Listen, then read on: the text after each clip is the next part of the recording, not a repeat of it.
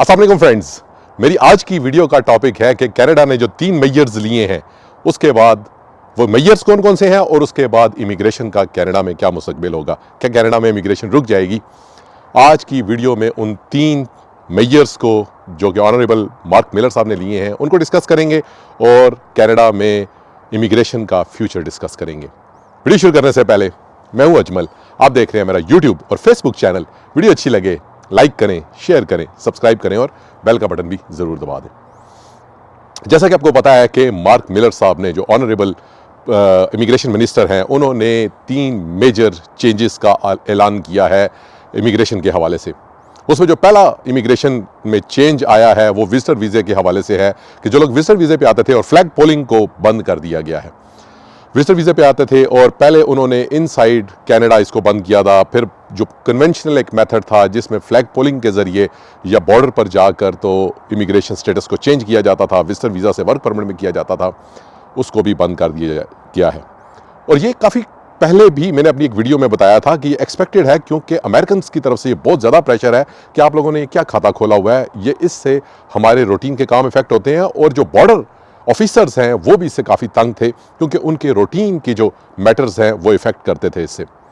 अब जबकि ये बंद हो रहा है और होने की वजह आपको पता है कि एक तो विद इन कनाडा जो कैनेडियंस का प्रेशर है बहुत ज़्यादा गवर्नमेंट के ऊपर, और आपको पता है इलेक्शन ईयर बस कुछ ही दिनों में फाइनल ईयर में स्टार्ट हो जाएगा, फाइनल ईयर शुरू हो जाएगा इलेक्शन का, और इसमें किसी भी वक्त इलेक्शन हो सकता है। ये इलेक्शन का प्रेशर है। दूसरा जनाब जो प्रेसिडेंट इलेक्ट हैं यूएस के ट्रम्प साहब, उनका 25% टैरिफ का और उनका ये कि बॉर्डर के आप मेजर्स को स्ट्रॉन्ग करें, उनका प्रेशर बहुत ज़्यादा है।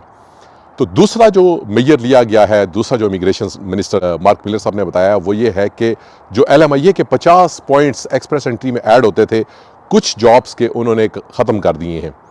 और बकौल उनके कि इसको मिस यूज़ किया जा रहा था, इसका जो रेट चल रहा था वो तकरीबन 40 से 45 हज़ार कैनेडियन डॉलर्स चल रहा था, जो कि उन 50 पॉइंट्स को लेने के लिए लोग डेस्परेट हो के अपनी एक्सप्रेस एंट्री के प्रोफाइल को इम्प्रूव करने के लिए वो जॉब ऑफ़र लेते थे, उसमें 40-45 हज़ार कैनेडियन डॉलर देते थे और फिर अपने नंबर बढ़वा के तो वो एक्सप्रेस एंट्री के पूल में एलिजिबिलिटी लेते थे।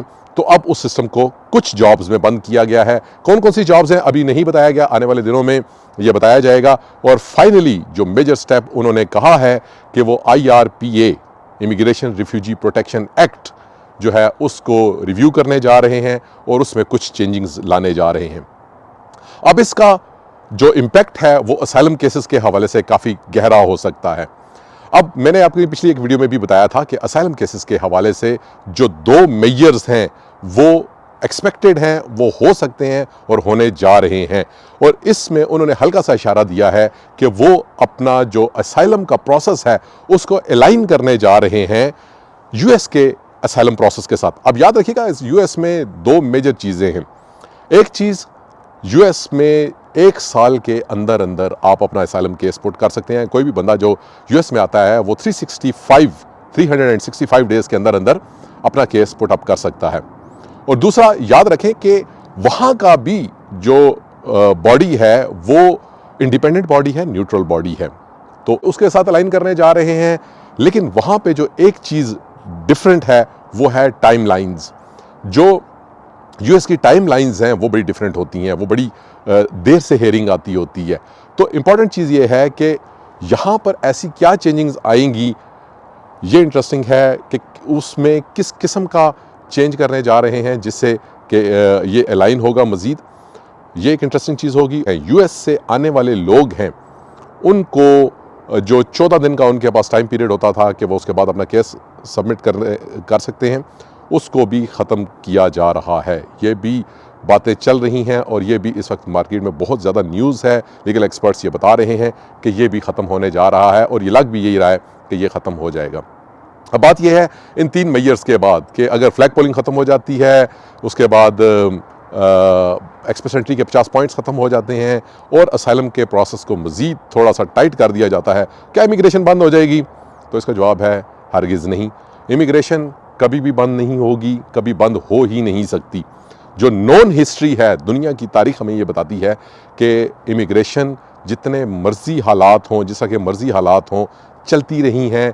मैं अभी आपको पता है कि यूके में था, यूके के पास लैंड मास ही नहीं है, बहुत कम है, अल्बर्टा से भी कम है, जो मैं जिस प्रोविंस में इस वक्त मौजूद हूँ उससे भी कम है। उसके बावजूद उन्होंने बड़े सख्त मेजर्स लिए, बड़ा कुछ किया, रवांडा बिल पास हुआ यूके पार्लियामेंट से, उसके बावजूद इमिग्रेशन किसी न किसी सूरत चल रही है वहाँ पर भी। हालांकि मैंने आपको बताया कि उनके पास यूके के पास लैंड मास नहीं है, उनके पास मजीद जगह नहीं है कि वो अपने आप को एक्सपेंड कर सकें किसी और, जिस तरह कि कनाडा के पास है। तो कनाडा की इमिग्रेशन बंद होने का तो सवाल नहीं पैदा होता। ये है, मुश्किल हो जाएगी, टफ हो जाएगी। आने वाले दिनों में लोगों को और अच्छी तैयारी करनी पड़ेगी। कुछ रास्ते बंद हुए हैं, कुछ रास्ते मजीद ओपन होंगे, कुछ रास्ते ओपन कर दिए जाएंगे। अपने आप को मुस्तकबिल के चैलेंजेस से निपटने के लिए अगर आप कनाडा आना चाहते हैं, अमेरिका आना चाहते हैं या किसी भी मुल्क मूव करना चाहते हैं, तो याद रखें इमिग्रेशन हमेशा सख्त होती है, मुश्किल होती है और वक्त के साथ साथ और मुश्किल होती जा रही है, लेकिन रास्ते निकलते रहेंगे। अपनी उम्मीदें कायम रखें, हिम्मत कायम रखें, अपने आप को मज़ीद कम्पेटिटिव बनाएं और अपने आप को मज़ीद इक्विप्ड करें ताकि आप उस थ्रेशहोल्ड को मीट कर सकें जो कि कनाडा अब अपनाने जा रहा है। वीडियो अच्छी लगे लाइक करें, शेयर करें, सब्सक्राइब करें। Thank you.